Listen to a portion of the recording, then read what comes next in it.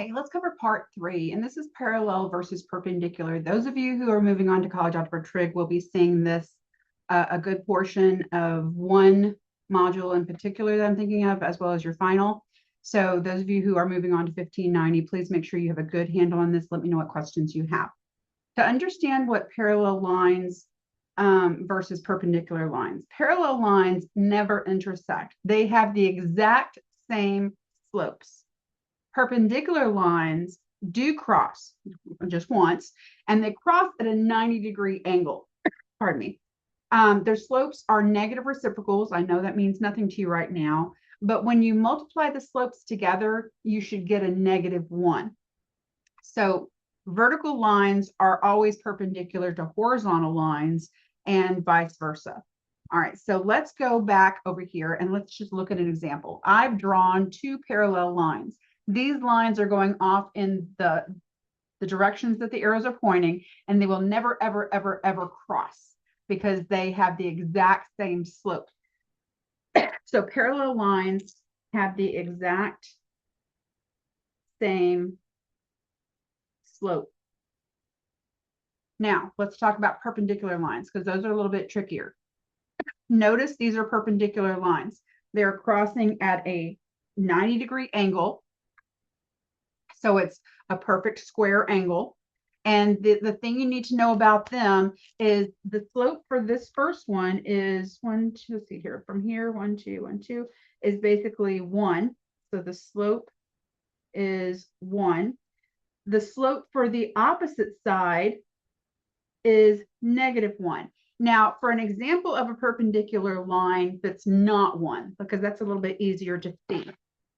I'm just doing some examples real quick before I start my lecture. For m is equal to, let's go with 1/2.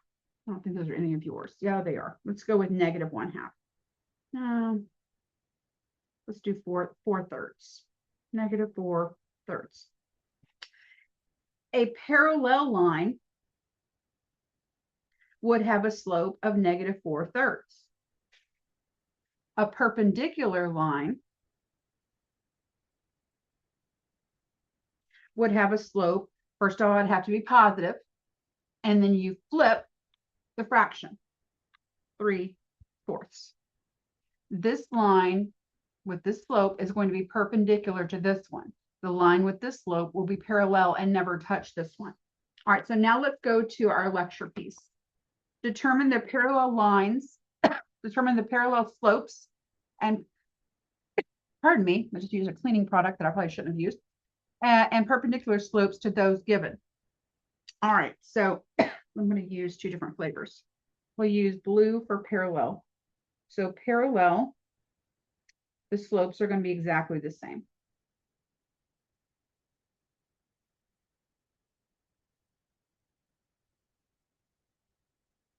I'm not going to do the other 2 because I should have left space for you. Perpendicular lines, the slope is going to be the negative reciprocal. So this one's positive, the perpendicular line needs to be negative. This one's 2/3, so the perpendicular line should be 3/2. I want you to pause the video, go through, finish the perpendicular for this one, and then do parallel and perpendicular for both of these. The only trick here is to remember that anytime you have a whole integer, just an integer, it's always over 1. So pause the video, go attempt these, and then come back to see how you did. All right, to finish out the perpendiculars, the slope is 1/2. It's positive, so our perpendicular line needs to be negative. It's 1/2, so it needs to be 2/1. But let's clean this up. It's just -2. Coming over here, let's get rid of that marker. For the parallel line for m equals -3/8, the parallel line is -3/8. The perpendicular, well, this one's negative, so perpendicular has to be positive. And instead of 3/8, it needs to be 8/3. The last one, remember this -5 is over 1. So the parallel is exactly the same, -5, but the perpendicular since this one's negative, it needs to be positive, and instead of 5 over 1, it's going to be 1/5. Now, determine whether the lines through each pair of points are parallel, perpendicular, or neither. Okay, so we've got these two versus these two, and we defined the slopes for each of them. Pardon me, goodness. So I'm just going to label here. I'm going to do one and then the other. X1, Y1, X2, Y2. You can go through and do this. You don't need to sit here and watch me do this. Go find the slopes for the first two lines. Go find the slopes for the second two lines, and then check to see if they're parallel, perpendicular, or neither, and then come back to see how you did. Y sub 2 is -3, minus Y sub 1 is -15. X sub 2 is 0, minus X sub 1 is -2. This becomes -3 plus 15 over 0 plus 2.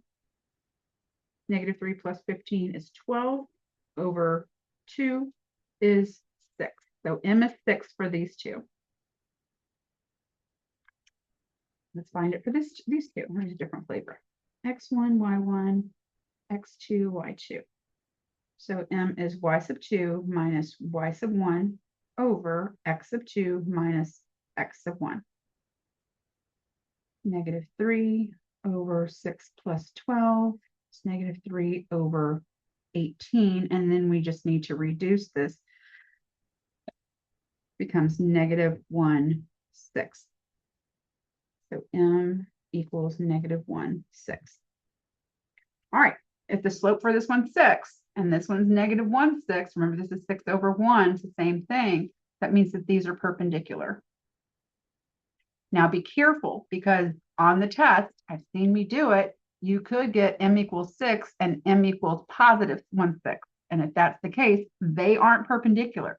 It has to be the negative of the original and then flipped, the reciprocal. All right. Got a couple more to do. Pause the video, go do the next set, check to see what they are if you want to come back and watch, and then do the next set, and we'll do these as well. So X1, Y1, X2, Y2. If you've not paused, please do so.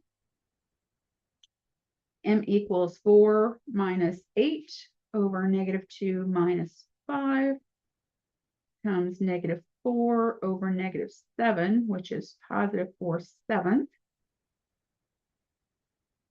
And then M equals X1, Y1, X2, Y2. 4 minus 0 over 7 minus 0 is 4/7. Well, these are exactly the same, so they're parallel. All right. X1, Y1, X2, Y2. M equals, pause the video if you've not done this. Okay, Y sub 2 minus Y sub 1, so 6 minus 9. X sub 2 minus X sub 1 is 3 minus 4. Becomes -3 over -1, which is +3.